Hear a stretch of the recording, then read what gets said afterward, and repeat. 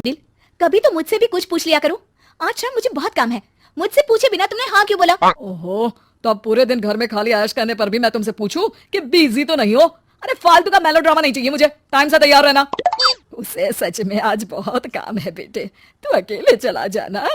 पहले पैसे कमाकर इनके खर्चे उठाओ और फिर नाटक देखो जरा।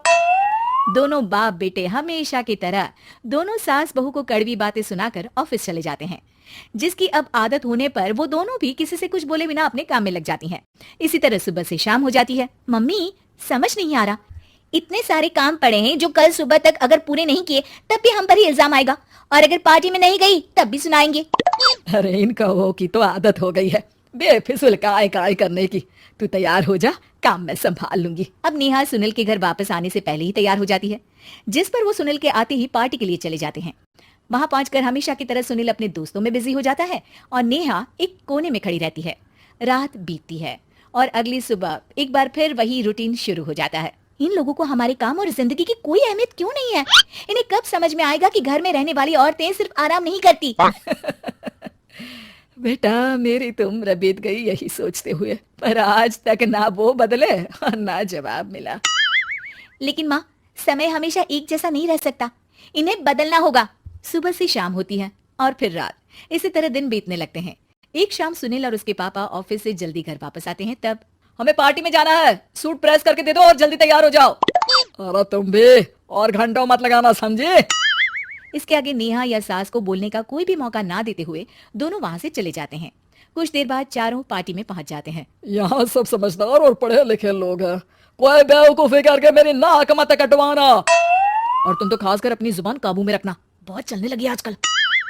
आप लोगों की शायद हमेशा हर जगह हमें इंसल्ट करने की आदत बन गई है। अच्छा, जब शॉपिंग पर मेरे ही पैसे उड़ाती हो तब ये बगावत याद नहीं आती होगी। काम न काज की दुश्मन अनाज की। ऐसा बोलकर सुनील अपने दोस्तों के साथ चला जाता है और ससुर भी ऑफिस के लोगों के साथ गपशप में लग जाते हैं। लेकिन सुनील की बात से परेशान नेहा और उसकी सास वहीं एक कोने में खड़ी रहती हैं। शांत हो जा, कर ही क्या सकते हैं। चल कोल्ड ड्रिंक पीते हैं, गुस्सा उतर जाएगा। जैसे ही नेहा और सास कोल्ड ड्रिंक लेने पहुंचती हैं, तो उन्हीं के बराबर में अल्कोहल का काउंटर देखकर नेहा का चेहरा चमक उठता है। वो मुस्कुराकर सास के कान में कुछ कहती है और दोनों पीना शुरू करती हैं। कुछ देर बाद दोनों चिल्लाते हुए अपने अपने पतियों को ढूंढने लगती है। कहाँ है सुनील? देख, तेरी असलियत आ रही है। कहाँ है सुनील के पापा? देखो, तुम्हारी शामत आ रही है। ये नजारा देखकर पार्टी वहीं थम जाती है। सब लोग उन्हें ही देखने लगते हैं। ये है मेरे पति। अरे काहे के पति? इनसे शादी करके तो मेरी किस्मत है फूटी। और ये मेरे पति, जिन्हें पति बोलने में मुझे आती है शर्म बड़ी। चलो आज आप लोगों को इनके असली रूप से मिलाते हैं, जिसमें ये अपनी पत्नियों की रत्ती भर भी इज्जत नहीं करते। हर समय उन्हें खरी खोटी सुनाते रहते हैं। हर जगह बिना मौका और माहौल देख उनकी उनकी सेल्फ रिस्पेक्ट की धज्जियां उड़ाते रहते हैं। क्या बोलते हो कि घर में रहकर हम करते ही क्या है? अगर ऐसी बात है तो कल से खुद अपने कपड़े धोना, प्रेस करना, सब्जी खरीदना, खाना बनाना और पसंद ना आने पर दोबारा बनाना, जैसे हम करते हैं ना। फिर घर की सफाई, सारा सामान अपनी जगह रखना, जो तुम्हारे फेंकने पर हम करते हैं। और फिर फाइनेंस मंत्री बनकर लिमिटेड पैसों में बढ़ती कीमतों के साथ घर का बजट बनाना। सुनील, इन्हें चुप करा, अपनी तो कोई इज्जत है नहीं, हमारी भी खराब कर रही है। हाँ, ये तो और बढ़िया है।